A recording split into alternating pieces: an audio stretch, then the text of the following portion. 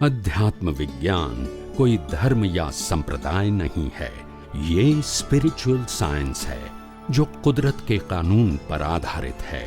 ये विज्ञान पूरे ब्रह्मांड के सभी रहस्यों को उजागर करता है और जीवन के सभी पहलुओं को समझने के लिए एक नई दृष्टि देता है। इसी को आर्ट ऑफ विजन कहते हैं, दुनिया को देखने की एक नई दृष्टि, जो अध्यात्म विज्ञानी परम पूज्य स्वामी श्री कमलेशानंद जी के निर्देशन में सनातन सत्य का अनुसंधान कर हमारे जीवन को प्रकाशित करे। जय सच्चिदानंद। अध्यात्म विज्ञान जो कि प्योरली विज्ञान है, विज्ञान इसीलिए है कि यह अज्ञान का नाश करता है और रिलेटिव ज्ञान को भी अज्ञान का रूप देता है। यानी यह एक बहुत ही अध्यात्म विज्ञान एक सुंदर मार्ग है, मुक्ति का मार्ग है, ये सनातन सत्य है। तो अब हम सनातन सत्य जो आप कहते हैं ये कुदरत की रचना और कुदरत के कानून पर आधारित है, तो हमें कृपया थोड़ा कुदरत की रचना का अभी तक कोई प्रश्न मैंने किया नहीं है इन एपिसोड्स के अंदर। कुदरती रचना और कुदरत के कानून के बारे में बताइए, जो हमारा आधार है उस आधार को भी पुष्ट कीजिए कि कुदरत क्या है, कुदरती रचना क्या है, कुदरत का कानून क्या है, ताकि लोगों को जानकारी तो मिले। तो अध्यात्म विज्ञान की दृष्टि से बताइए। धन्यवाद। वैसे तो पूरी सृष्टि 6 सनातन तत्वों से बनी है और सृष्टि के अंदर हम भी आ गए। सृष्टि 6 तत्वों से बनी है तो सृष्टि की सभी अवस्था भी 6 तत्वों से बनी है और सृष्टि के अंदर आया हुआ सभी व्यक्तियों का मन वचन काया भी 6 तत्वों से बना हुआ है और 6 तत्वों से ही उनकी मनोवचन काया की अवस्था भी 6 तत्व की है। 6 तत्व से बाहर कुछ नहीं है और इसीलिए वेदांत में भी लिखा है पिंडे सो ब्रह्मांडे और ब्रह्मांडे सो पिंडे, यानी पिंड और ब्रह्मांड में तत्व रूप से कोई अंतर नहीं है। तत्व एक ही है, जो ब्रह्मांड में है वही पिंड में है और पिंड में है वही ब्रह्मांड में है।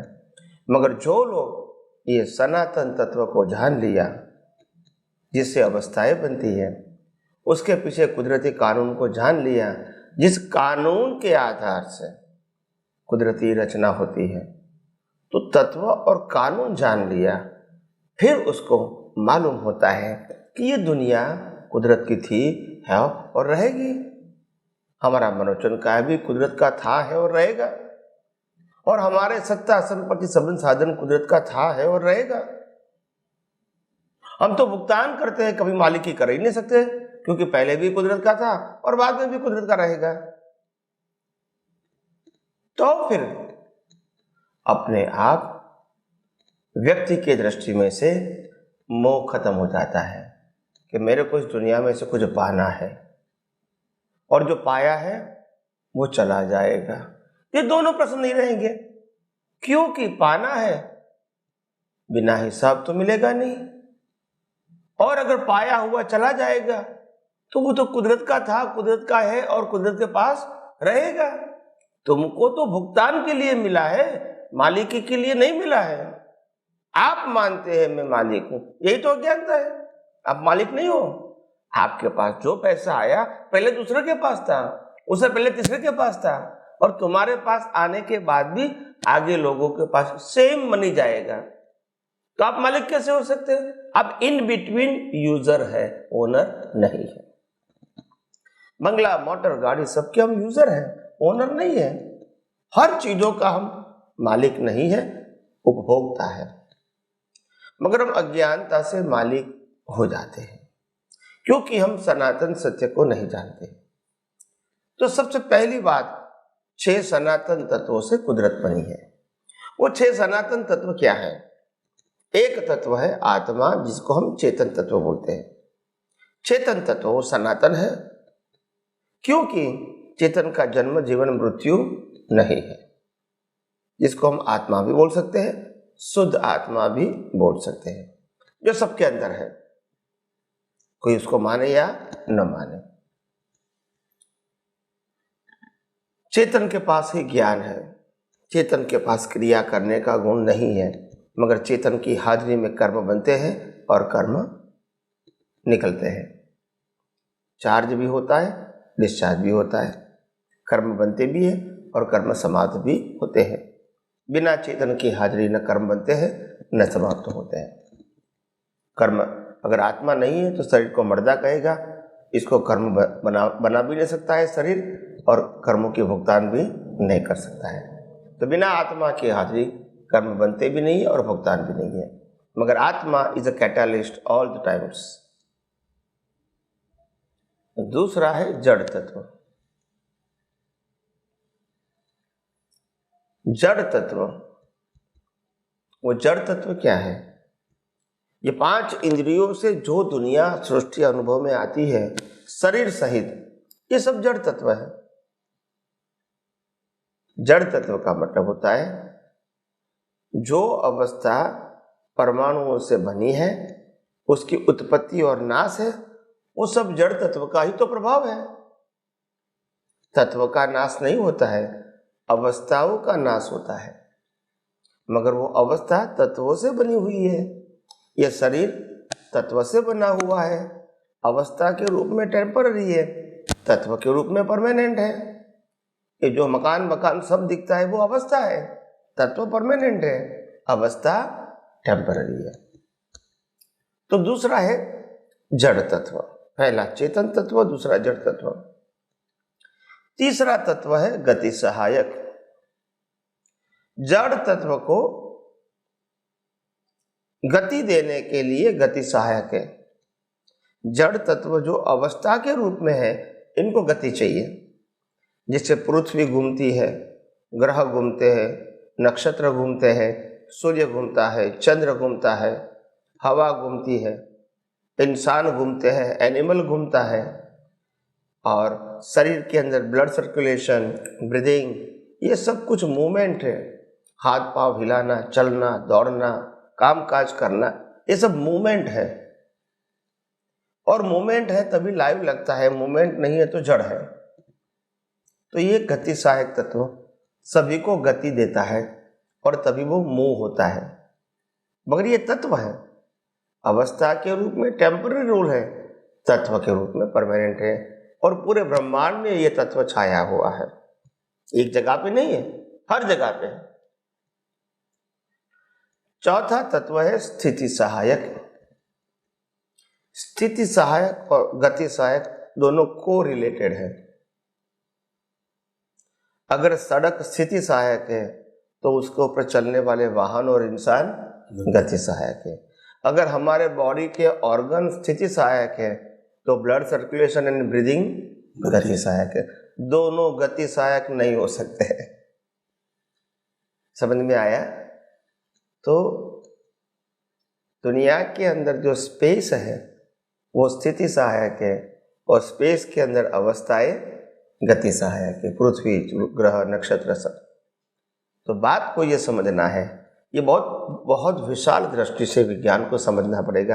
ये छोटी छोटी दृष्टि से ये बात समझ में नहीं आएगी। तो ब्रह्मांड के अंदर स्पेस क्या है? स्पेस है तभी तो इसके अंदर गति सहायक होता है।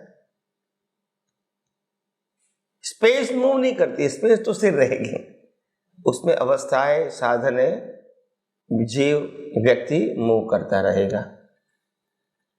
तो स्थिति सहायक और गति सहायक। पांचवा तत्व है समय, टाइम या तो काल तत्व। काल तत्व का मतलब क्या है? वो लाइफ डिसाइड करता है, लाइफ कितने साल हुए, काल तत्व। फिर कोई भी नए व्यक्ति को नए को पुराना करना वो काल तत्व का काम है।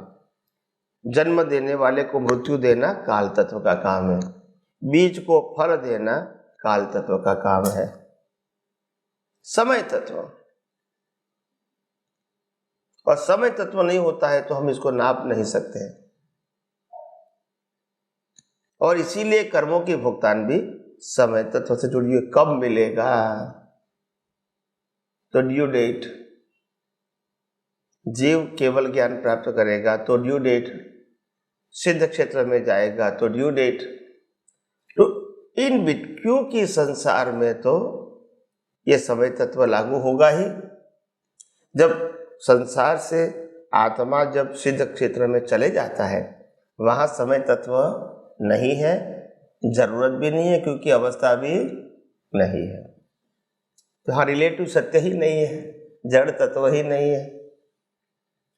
तो कहने का मतलब ये समय तत्व हर अवस्था को नापने में, समझने में सहायक बनता है, मगर तत्व परमानेंट, तत्व के साथ जुड़ी हुई अवस्था टेम्पररी। और छठा और अंतिम तत्व है स्पेस। जिस स्पेस के अंदर ये पूरी ब्रह्मांड कहो या सृष्टि कहो या एक्टिविटीज कहो, वो चलती ही रहती है, चलती ही रहती है। उसमें स्पेस छोटी बड़ी नहीं होती है, स्पेस तो स्पेस होती है, उसमें एक्टिविटीज हो रही है।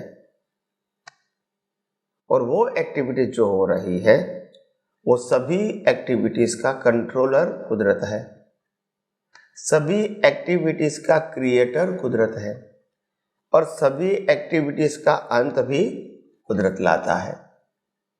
मगर ये संसार के अंदर, ये दुनिया के अंदर दो प्रकार की एक्टिविटीज है। एक नेचुरल नेचर, जैसे सूर्य चंद्र, अमास पूनम, भरती ओट, दिन रात, ठंडी गर्मी बारिश, ये सब का संचालक कुदरत है। वो नेचुरल नेचर है। नेचुरल नेचर का मतलब होता है अपने आप होना, इसमें कोई बाह्य एविडेंस की जरूरत नहीं पड़ेगी। और दूसरा अननेचुरल नेचर है। अननेचुरल नेचर का मतलब कुदरत अपनी मर्जी से नहीं बना सकती है, मगर वो आपके कॉज के ऊपर इफेक्ट देंगी, तो अननेचुरल नेचर होगा। कुदरत स्वयं आपको कोई भी अवस्था दे सकती नहीं है, देने वाली वो है, मगर कॉज के ऊपर इफेक्ट अधीन होगा। तो इसीलिए ये आध्यात्म विज्ञान के अंदर हम जो 6 तत्वों की बात करते हैं, वो 6 तत्वों में पहला तत्व है चेतन तत्व, दूसरा है जड़ तत्व, तीसरा है गति सहायक, चौथा है स्थिति सहायक, पांचवा है समय तत्व और छठा है स्पेस। ये 6 तत्वों से दुनिया बनी है और 6 तत्वों से दुनिया चलती है। मगर लोगों को ये 6 तत्व समझ में नहीं आया, इसीलिए आम जनता ने कहा ये दुनिया भगवान ने बनाई और भगवान चलाते हैं। क्योंकि विज्ञान समझ में नहीं आएगा तो रिलेटिव सत्य ही बताएगा और कोई ऑप्शन नहीं है। तो ये सबसे पहले समझ में आ गया 6 तत्व। हम अभी यहाँ बैठे हैं, यहाँ भी 6 तत्व है। चेतन तत्व है, जड़ तत्व है, गति सहायक है, स्थिति सहायक है, टाइम है और स्पेस है। दुनिया की कोई भी अवस्था 6 तत्वों के अलावा नहीं हो सकती है। 6 तत्व से ही अवस्था बनेगी। इसीलिए ये 6 तत्व का इंपॉर्टेंट आध्यात्म विज्ञान में सबसे ऊपर है, जिसका एक नाम है कुदरत। 6 तत्वों का एक नाम है कुदरत। और इसीलिए कहा यह दुनिया कुदरत ने बनाई और कुदरत ही चलाती है, with the help of law of nature. तो कुदरत की बात तो समझ में आई। अभी कुदरती कानून क्या है? कुदरती कानून का मतलब होता है सबके लिए एक है। जैसे दिन रात होता है, तो क्या एक व्यक्ति और दूसरे व्यक्ति के लिए अलग अलग हो सकता है? ठंडी गर्मी बारिश की अवस्था अलग अलग हो सकती है? नहीं हो सकती है। पूनम अमास सबके लिए अलग अलग हो सकता है? नहीं हो सकता है। भरती ओट होती है, वो अलग अलग हो सकता है? नहीं हो सकता है। ये हवा पानी खुराक जिस प्रकार से कुदरत हमको प्रोवाइड करती है, ये सब जो हमको मिलता है, ये सब कानून से मिलता है, किसी की मर्जी से नहीं। तो कुदरत का कानून का मतलब होता है वो कानून सबके लिए एक था, एक है और एक ही रहेगा।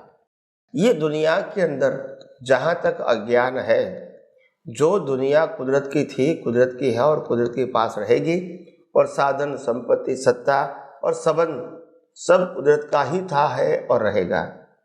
मगर ये बातें कुदरत की थी, है और रहेगी, वो सब कुदरत का है ऐसा जहाँ तक नहीं देखेंगे वहाँ तक आपके पास अज्ञान रहेगा, राग द्वेष होगा, कर्म बनेगा और जन्म मरण के चक्कर में घूमना भी पड़ेगा, और कोई ऑप्शन नहीं है। तो एक कुदरत का कानून माने या न माने सबके लिए एक है। नहीं मानेंगे तो वो कुदरती कानून से बाहर नहीं है, अज्ञानी है, और माने तो भी वही कानून है। और इसीलिए कानून न मानना वो ऑप्शन नहीं है, वो अज्ञानता में काउंट होता है। अगर मैं राम को मानता हूँ, कृष्ण को नहीं मानता हूँ, तो ऑप्शन है, इट इज नॉट कंपल्सरी। अगर मैं कृष्ण को मानता हूँ, महावीर को नहीं मानता हूँ, तो वो ऑप्शन है, कंपल्सरी या मैं गुनहगार नहीं हूँ। मगर मैं जन्म से मौत तक मेरे जीवन की अवस्था और अंतिम अवस्था, ये सब कुदरती कानून के अधीन है। फिर भी मैं अगर कुदरत को या कुदरती कानून को नहीं जानता हूँ और कुदरत ने बनाई हुई अवस्थाओं को कुदरती रचना नहीं देखता हूँ, वहां तक तो अज्ञान है, तो राग द्वेष होंगे, कर्म बनेंगे और जन्म मरण भी होते रहेंगे। इसीलिए कोई भी अवस्था, 6 तत्व से बनी हुई अवस्था, कुदरती कानून से बनी हुई अवस्था को ही कुदरती रचना कहते हैं। रचना कुदरत की, ये हमारे मन वचन काया है। हम कहेंगे व्यवहार से माता पिता ने जन्म दिया, बोल सकते हैं, वास्तव में ये कुदरती रचना है।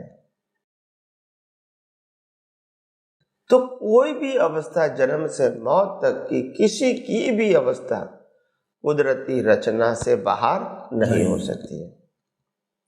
तो जो दिखता है, 5 इंद्रियों से अनुभव में आता है, सब कुदरती रचना है।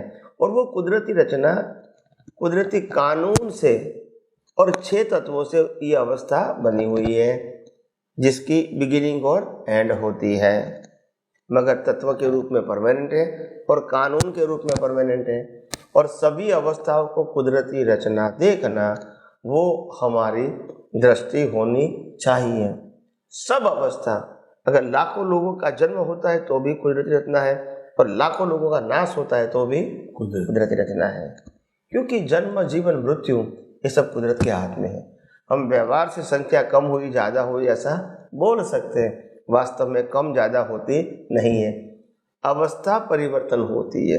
अगर एक इंद्रिय मर गया तुरंत दूसरे केंद्र में आ जाएगा, तो ये संख्या में कम ज़्यादा नहीं होता है, व्यवहार से ऐसा लगता है। यहाँ गांव में 50 लोग मर गए तो कोई जगह 50 लोग पैदा भी हो जाएंगे, कोई भी रूप में, मनुष्य के रूप में भी हो सकते हैं, प्राणी के रूप में भी हो सकते हैं, चारों गति में से कोई भी गति में हो सकते हैं। यानी संख्या कम ज्यादा नहीं होती है, रूपांतरित होती है। क्या होती है? रूपांतरित। तो इसीलिए यह अध्यात्म विज्ञान जन्म से मौत तक मन वचन काया की सभी अवस्था, मन वचन काया उनकी सभी अवस्था और 5 ज्ञानेंद्रियों से अनुभव में आती पूरी सृष्टि को आध्यात्म विज्ञान कुदरती रचना ही मानते हैं। और इसीलिए अगर हम कुदरती कानून और कुदरती रचना को दृष्टि में रख के जीवन जिएंगे तो हमारे जीवन में अभी कोई नई दिक्कत आना है वो तो संभव नहीं है। तो इसीलिए मैंने कहा यह आध्यात्म विज्ञान को समझना है तो कुदरती कानून और कुदरती रचना को समझना पड़ेगा। अपने ही जीवन को आध्यात्म के मार्ग में, मुक्ति के मार्ग में आगे ले जाने के लिए यही सरल, सहज, सुगम और सर्वश्रेष्ठ मार्ग है।